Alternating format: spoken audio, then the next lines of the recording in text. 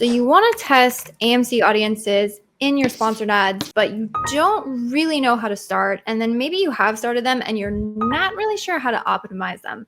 Well, I am so stoked to have my very good friend, Michael from AdBadger. Michael, I'm very excited to dig into these tactics. But first off, do you want to give a very quick backstory to yourself for those of you watching who haven't run across Michael? It all started about 30 years or so ago on a cold winter night in New Jersey. No, in all seriousness, I've been in the world of digital marketing for quite some time. I was really lucky at the time. I was doing a lot of like website e-commerce marketing at some point in time. And I was really lucky to have like Amazon clients in like 2010. And I was like, oh, wow, that's interesting. Like where selling on Amazon was a bit of more of a novelty, harder to find thing before it really blew up. 2017, I started AdBadger, which was just focused on Amazon. And I spent a lot of my time over there thinking of Amazon PPC, ways to make it faster and easier. And I think about digital marketing as a whole over at Search Scientists too. So yeah, I'm deep into the whole digital marketing world, and I spent a lot of time on Amazon PPC. Yeah, no, I love it. And for those of you who don't know, Michael hosts one of the, I would say the coolest and most deep dive podcasts in the world of Amazon advertising. It's true. It's true. I mean, there's a lot of really good like Amazon podcasts or like e-com in general. I don't really think there's I know there's not as solid of an Amazon like ad centric podcast in our space. I can say that with confidence. And how many episodes are you up to now? It's like you've been running it for a hot. We're touching 400. Holy crap. Yes. So amazing. If you have not checked out the AdBadger podcast, we'll definitely have to put links in the description for that. Go check it out. But with that, I know you're amazing at getting tactical and then bringing it back to like specific things. So I'd love to dive into this world. Do we want to, I assume most people know what AMC is. Do we want to like touch on what AMC is first? Sure. AMC is a movie theater chain in the United States where you can go see your favorite films. That is true. That is true. That is another AMC. In the world of Amazon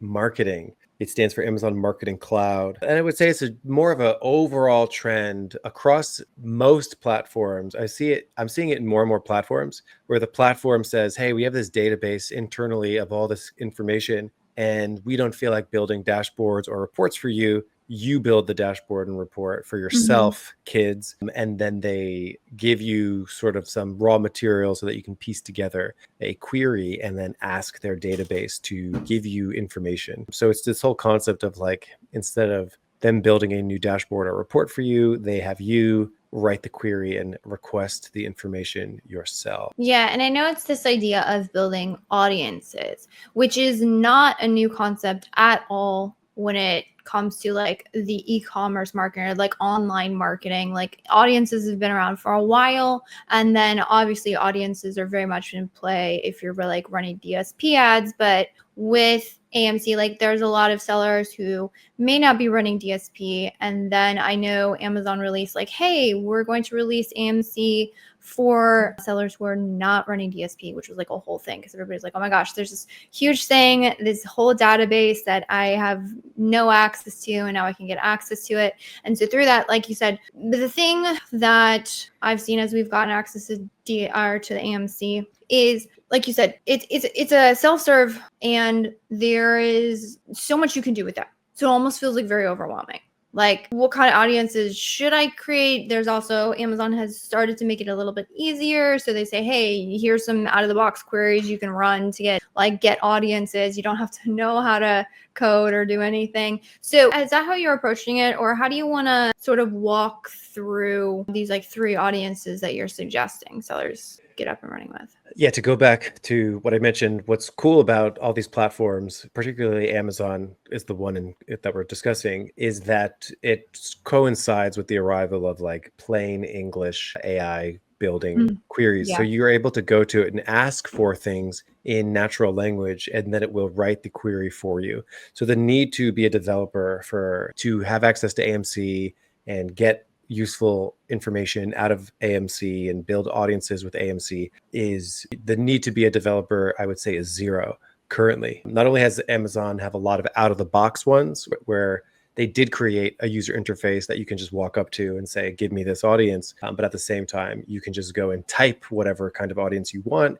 And I found Amazon's AI query builder to be perhaps the most accurate one. And I've used things on Stripe and Google Ads and so on and so forth. And Amazon's is actually remarkably accurate. Like I type in what I want and I get it. I actually have a hard time thinking of when it has failed for me, where like I type in something and I didn't get it. Example. So to bring this all into practicality here, I'm going to mention this like maybe 45 times on this call, which is, that big database of information. Amazon has all this information. Like they know who has added to cart but did not buy any of those products. And so that information has always been there. And what's so exciting is that like now you can go and access that information and put it in what I would say is the best e-commerce advertising type on the planet, which is of course Amazon sponsored products. The most direct response-y, the highest converting e-commerce ad there is really. Now all of a sudden you can attach an audience modifier to it, which is very exciting. So in case anyone hasn't played with it, that's basically what I'm referring to. You can now you can reach into the database and say, give me a list of people who have added my products to cart but didn't convert. And then you can plop them into your sponsored product campaign, which is very cool. Which is very cool. Yeah. Do you remember, what was it? I want to say it was Destiny or someone had put out on LinkedIn like a little while ago. They were like, wait, this is weird. It almost seems like this ad is following me around the platform. And everyone was like, oh, this is interesting, because we know that sponsored product ads historically has been very keyword targeted. And there was this weird instance of like, oh, we're noticing these things show up. We're not really sure why this is happening. My gut instinct is one, either that they were kind of back end testing it with maybe like some auto campaigns, or I believe it was a larger brand. And oftentimes they get access to betas and things like way ahead of time.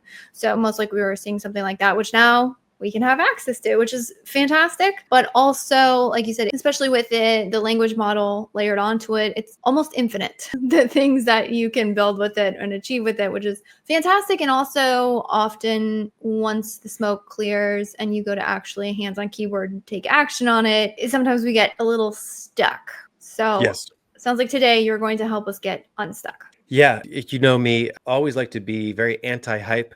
So I would say AMC was overhyped for some time. And now that the has settled, it's like appropriately hyped, meaning like I don't believe any singular thing anywhere exists on any marketing platform to completely turn something around 180. I believe it's a combination of systems that you install in your business that actually is the thing that gets turned around. So this is another tool in your tool belt, like to be anti-hype. Anyway, with all that being said, there are good fundamentals for PPC marketing baked into AMC. And one of those is of course, retargeting. Retargeting combined with search-based intent is perhaps the crown jewel of marketing in general, which is not only has someone performed an action in the past, and that action is a high value action, people that do this action are more likely to convert for me. You really cannot give me a better ad on the internet other than like a search-based retargeting. It's amazing because it unlocks a lot. So I'm going to be talking about that today primarily. So it's basically like,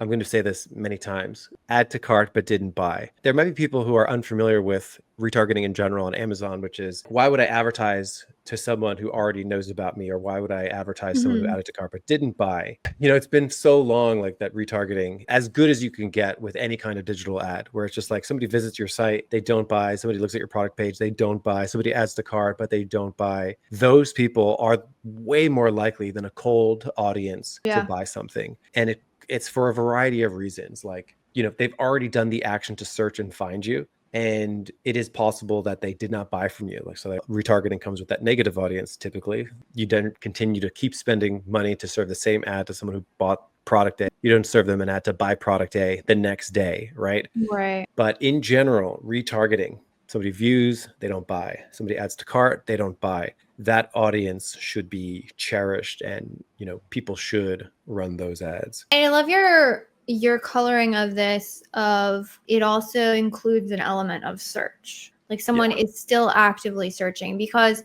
there are like sponsored display ads, which can also serve, say, like off Amazon, but we don't know if those particular shoppers are like in searching on the platform. I mean, they could be on a detail page somewhere. They also show up there, but it doesn't have that also like almost like re-engagement actions, this ad type that you're talking about. I love that, flavor to the conversation, because I don't think I've heard that anywhere else before. So I appreciate y'all heard it here first. But so when you say the retargeting, is that part of like the 3 audiences you were talking about, like add to cart and then didn't purchase, or viewed and didn't purchase? Yeah, so there's three things that one should do with AMC data. So 3 things that I think can apply to every single business on Amazon. And those 3 things are, number 1, generic, high volume, low converting keywords combined with add to cart but didn't buy. Here's an example. Let's say I'm selling, do you know what magnet tiles are? Magnet tiles? Yes. I know sticky tiles. Oh, yes, magnet tiles. Yes, my kids have magnet a million tiles of those and lost half. Right. So magnet tiles, right? There's probably a lot of different keywords that you could go after for magnet tiles. Like magnet tiles. Let's say I'm not magnet tiles. That's like a branded term, but a lot of people like know this kind of toy. There's lots of tiles that are magnetic that you can buy. So like potentially going after a generic term is going to be expensive, because like think about the spectrum of specificity of keywords that you can target. You can target all the way specifically your specific product. Let's say I have another product called like cool magnetic tiles. That's my company name. Like that's incredibly specific. If someone's searching that, I know what they want. And then if you sort of reduce the specificity for my product, you might get other competitors like Picasso tiles or the branded magnet tiles. And then you can get even more generic like toys, or like, so there's a whole bunch of different keywords in there, like kids toys for toddlers, kids toys for a 4-year-old, like all of these terms, which I would say are hard to advertise on profitably, where it's just like, hey, I sell this specific toy for this specific purpose. And like, there's a range of keywords that would be like very overt and high converting for me. And then there's going to be keywords that are going to be more generic, that are going to be harder for me to do profitably, right? Like kids toys, or, gifts for kids, like where people, you don't know exactly what they're searching for.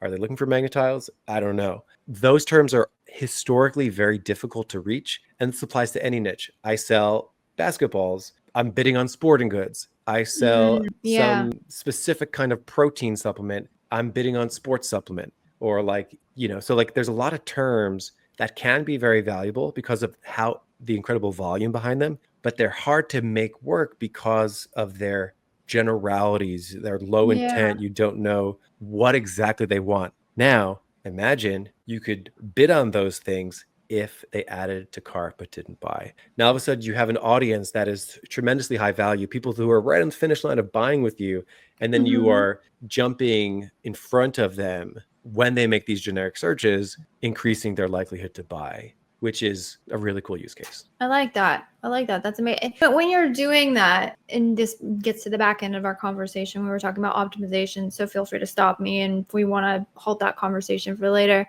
But when it comes to like optimizing those, because an audience essentially acts as a placement percentage, is the functionality inside of sponsored ads. So are you putting like a really high percentage? Are you testing a small lever and then working way up? Do you have a methodology for that? Yeah, so you can treat it just like any other placement. Like fundamentally, it is just like bidding on a placement. So like in the similar vein of like you have a keyword bid and then you apply a top of search bid modifier to it, you will still have a keyword bid and then apply a audience modifier as well. So the way that Amazon works, there's no like negative, right? There's no like I want to bid down on this particular placement. So it's not as if you could bid down on people not in that audience. I imagine we will never get that capability inside sponsored products. Amazon generally likes it only to give you the option to bid up on things. Yes. So that sponsor brands for some strange reason. Yes. Thank you to whoever put that in there. But that is essentially how you would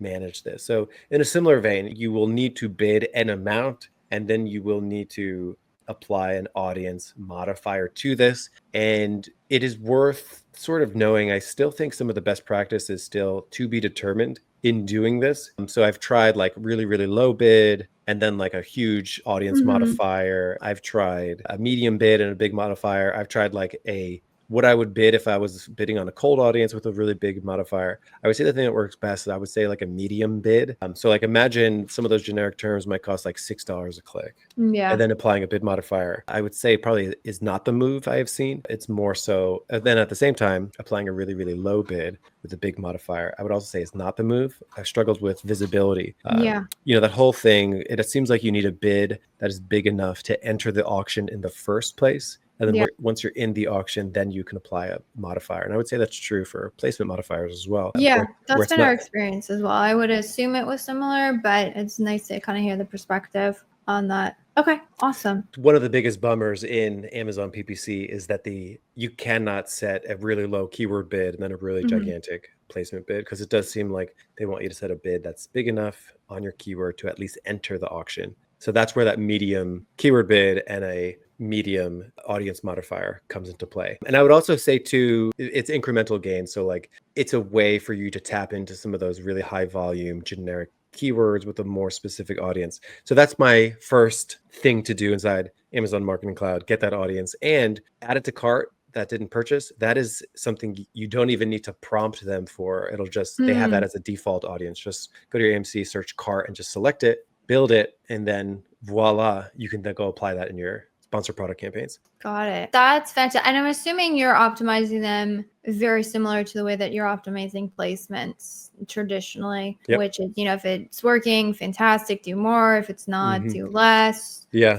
bids to that, all that jazz. Absolutely. Optimizing placement, bids, and I guess I'll just say adjustments in general. One of my favorite ways to do it is really the nudge method. So like if is top of search doing well, then increase it some percentage up. If it's not doing well, then decrease it down. So like that's always been actually not always, but I would say over the last few years, that's a really simple way to get a lot of value out of those placements and now audiences. Yeah.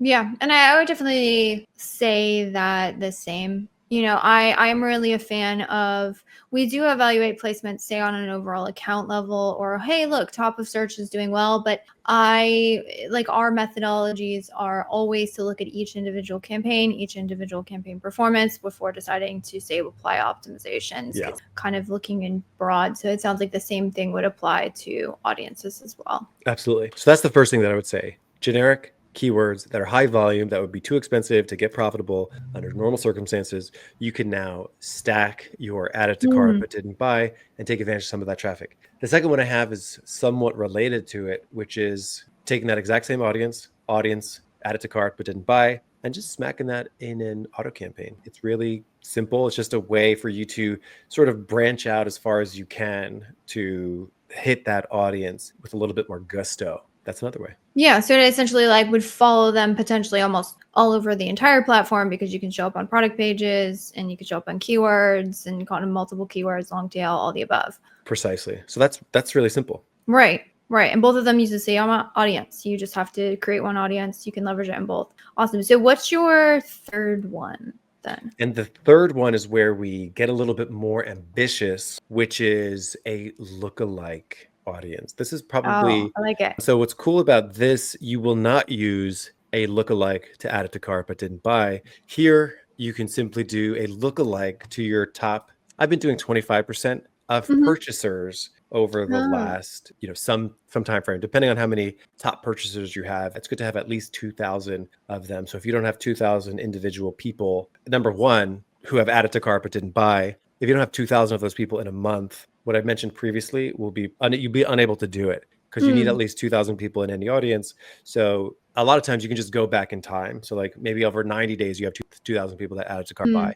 And now you can do your retargeting auto and your retargeting high volume looking for keywords. It's also good to have 2,000 purchasers to use a lookalike audience as well. So essentially what this looks like is you go into AMC. Again, this is also no code required. So you go into AMC, you say top purchasers, it'll ask you what percentage of your top purchasers, so basically the people that have spent the most with you, the top 25% grouping, you hit that, and now you have a lookalike audience of those people who've converted a lot. If anyone's done, Meta, Facebook ads, or Instagram advertising, you'll know this is pretty fantastic. The lookalike audience that they have, in Amazon, they call them similar audience. Yeah. But it's just a way for you to find people similar to the people who have purchased from you. So it's like, what kind of information does Amazon have on those top 25% of people? Go find other people like that. And that's been a really fun and exciting thing to sort of expand out and give your campaigns a little boost, where it's just like, oh,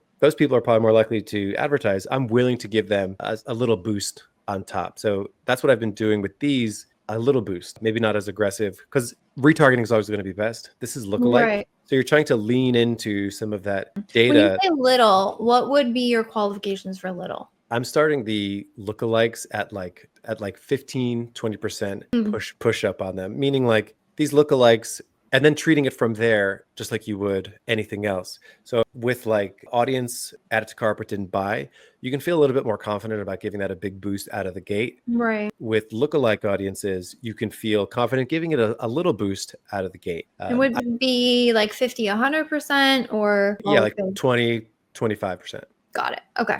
Out of the gate, and then see if you can get some positive signals from that grouping and then lean into it a little bit more. The reason why is because I'm sort of checking to see like how accurate Amazon was, because they give you an absurd amount of range for who it's defining as a similar audience. Yeah. It's like 300,000 to 1 million people is the most specific you can get. So you don't know if that is going to be like a good million people or like a bad 500,000 people. If you go to their most broad lookalike targeting, I think that number is like 1 million to like 10 million people. And it's like, how many people are in your market who are primed to be a customer? So like, I am a customer of camping supply gear, not year round, but like, so like imagine I'm a camping company and I'm using this lookalike audience and I look like someone who purchased their products. I might, I might be persuaded to buy something at like in an off time, as opposed to just searching it. So like you can combine top 25% purchasers and a keyword based targeting as well. So you can sort of lean into that and sort of use that to however you use that to sort of inform what it is that you're doing. I love that. And I have one last clarifying question for you. So with this last lookalike audience, because you kind of define with the other two the types of campaigns you're using with it, are you using that with auto campaigns? Are you using it with your top campaigns? Are you testing kind of across all campaigns? Yeah. Well, I would say the first thing is, I didn't mention it, but all of these things are worthy of creating new campaigns for, which is pretty annoying that you can't truly segment inside a singular campaign. So all of this is worth creating a separate campaign for. So if you've got an auto campaign, it's worth creating a separate auto campaign with an audience modifier for people who didn't buy. Similarly, if you just have, your straight up keyword targeting and you wanted to attach a 25% purchasers lookalike, you would approach it the exact same way. Create a new campaign for it. Turn on that purchasers lookalike, give it a bid percentage increase, and then optimize from there. I love it. And then with this particular audience, is there a type of campaign that you've found that it works best on? I mean, like keyword or auto, like broader targeting, or is it really with this one just a very test and see it? Test and see it. I'm less inclined to go after those really ambitious swings. I would say the generic high volume, low converting keyword. Maybe I haven't been brave enough to go after that. Yeah. So it's just sort of like your normal keywords, like the keywords that you like, and then you're going after that 25% lookalike. That is where I see some opportunity there. Cool. I love it. I love it. Is there anything else you want to add on or tack on as like an additional info point? Because I feel like we've covered this pretty in depth. And yeah, it really is. So I will say it is frustrating that you can't put all this in one campaign and then like tease out the data. So imagine like you could add the audience to an existing campaign and like bolt it on and then bolt another audience and like see how they all perform in one place. So like it is kind of frustrating. I do think the best practice is to create separate campaigns for it. So you could sort of try your best to isolate the audience, but we have to work with what we got. Yeah, absolutely. Well, I'm very interested to see how this develops because it was very interesting, to your point, the fact that they attached this to sponsored product ads as versus they were doing a lot of audience targeting with sponsored display, and it seems like nobody really used it or found a lot of use cases for it, unfortunately. So they kind of maybe in some ways gave us what we wanted. And we're like, all right, fine, everyone uses sponsored product. We'll give it to you here, which I think is awesome. And I'm really interested to see how this develops. And I really appreciate you being willing to kind of share your learnings and findings because this is very new for a lot of people. And I'm sure that will cut that curve. I would say it's new for me too. We're like launching these campaigns for, some of the first ones like several weeks ago, right? So this is pretty hot. Yes. No, it's very hot. Very hot.